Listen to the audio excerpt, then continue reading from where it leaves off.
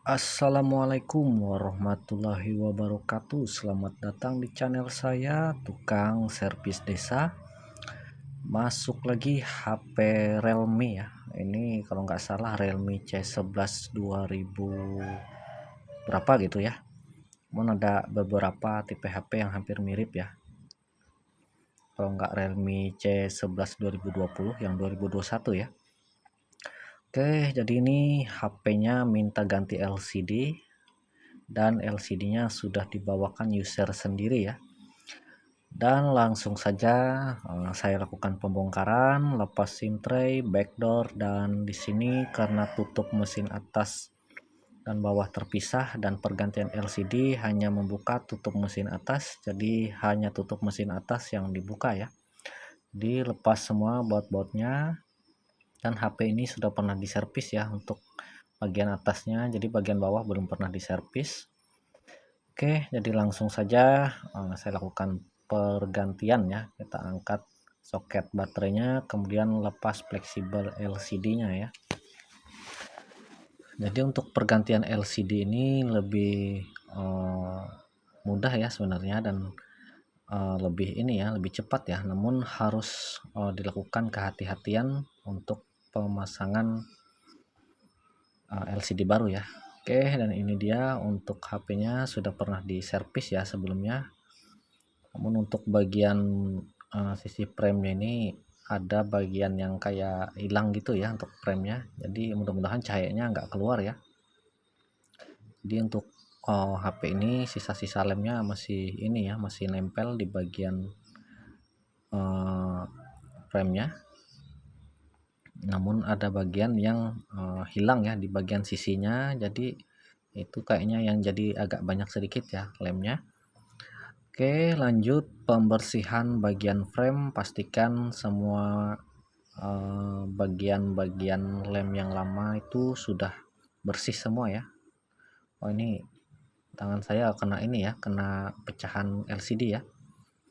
Hati-hati juga saat pemasangan ya dan pelepasan LCD, apalagi kalau LCD-nya retak ya, karena itu ada bagian dari kacanya yang lumayan tajam ya. Jadi hati-hati, pelan-pelan saja dan pastikan semua benar-benar bersih ya.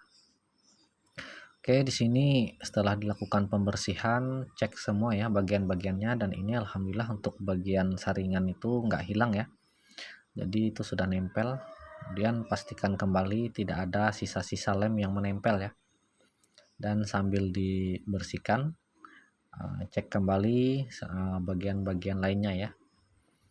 Oke, sini untuk bagian sisa-sisa lemnya masih ada ya. Jadi saya lakukan pembersihan kembali. Dan sepertinya aman ya, untuk bagian frame-nya sudah cukup bersih. Jadi di sini saya bersihkan lagi untuk bagian sensor dan kamera ya, agar nggak tertutup saat pemasangan. Dan ini dia LCD barunya sudah disiapkan ya oleh usernya. Pastikan semua aman. Jadi LCD ini kita coba cek dulu ya sebelum melakukan pemasangan. Oke, saya akan coba tes terlebih dahulu untuk LCD barunya. Jadi di sini LCD-nya menggunakan LCD tipe OG Plus ya, dan untuk baterainya sudah hampir penuh. Oke, sepertinya untuk LCD ini aman ya. Jadi tinggal lanjut ke persiapan pemasangan. Oke, setelah itu lanjut ke persiapan pemasangan LCD baru ya. Pastikan bagian-bagian di LCD baru dilepas semua. Seperti kalau ada segelnya dibuang ya, biar nggak mengganggu saat pengeleman. Kemudian bagian-bagian seperti plastik atau yang lainnya dirapikan ya. Dan di bagian kamera itu biasanya ada plastik ya, di kamera depan itu ada plastik, jadi pastikan itu dibuang juga ya, takutnya pas pemasangan nanti malah jadi buram kameranya ya. Oke, lanjut merapikan LCD baru. Pastikan semuanya rapi ya, agar pemasangannya nanti rapat dan lebih presisi ya. Oke, rapikan dulu untuk bagian fleksibel LCD baru. Kemudian di sini saya coba paskan ya. Apabila dirasa sudah oke, jadi langsung persiapan ke pengeleman ya. Namun di sini saya rapikan dulu untuk fleksibel kabel antena ya, bukan fleksibel kabel antena karena itu terlepas ya. Oke, di sini kasih lem secukupnya, jangan terlalu tebal dan jangan terlalu tipis ya. Pastikan untuk bagian lemnya tidak ada yang kosong ya, karena takutnya apabila ada bagian yang kosong nanti ada cahaya yang keluar ya. Jadi kasih secukupnya, jangan terlalu tebal juga ya, pelan-pelan saja sambil dirapikan agar pas pemasangan nanti lebih mantap ya, lebih rapat dan presisi lagi. Oke, bisa berulang ya, namun jangan terlalu banyak ya, jadi sambil ditahan saat menekan lemnya ya. Dan lanjut pasang LCD baru, tekan pelan-pelan, jangan terlalu kuat ya menekannya. Kemudian lanjut merapikan fleksibel LCD yang di belakang ya, jadi paskan dengan bagian ke mesin ya, agar pas pemasangan baterai tidak terangkat ya.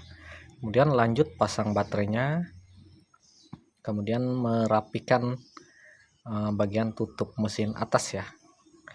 Oke, dipaskan. Dan ini alhamdulillah untuk pemasangan LCD sudah selesai ya. Jadi pastikan tidak ada bagian-bagian yang terangkat ya. Kemudian lanjut pasang tutup mesin dan baut-bautnya ya. Jadi ini lebih cepat ya pemasangan karena hanya pergantian LCD ya. Oke, pasang dulu untuk baut-baut tutup mesin atas. Wah, ini ada terangkat ya, saya rapikan dulu ya untuk bagian tutup mesinnya. Oke, pastikan semuanya rapat ya untuk bagian tutup mesin. Kemudian lanjut pasang baut-bautnya. Dan alhamdulillah untuk pemasangan LCD sudah selesai ya, jadi tinggal merapikan dan sambil dicek ya untuk bagian-bagian lainnya seperti tombol luar dan lain-lain ya. Oke, alhamdulillah untuk pemasangan sudah done. Jangan lupa bantu like, komen, dan subscribe-nya agar channel ini terus berkembang lagi dan memberikan konten-konten yang menarik ya tentang servis HP. Jadi untuk pemasangan ini sudah selesai. Jadi yang tinggal pasang backdoor ya, kemudian SIM tray-nya. Dan di sini saya tambahkan perkat ya atau karet bisa juga. Jadi di sini saya gunakan karet ya untuk menahan agar LCD-nya tidak terangkat ya, dan sambil menunggu lemnya kering. Jadi saya kasih penahannya. Oke, kasih karet secukupnya dan sudah selesai ya pemasangan. Jadi tinggal dilakukan percobaan ya untuk menghidupi. Di sini sudah saya coba cas dan muncul logo petir ya. Jangan lupa sambil dicek juga untuk tombol luarnya ya. Biasanya ada juga bagian tombol luar yang habis karetnya. Oke, terima kasih. Assalamualaikum warahmatullahi wabarakatuh.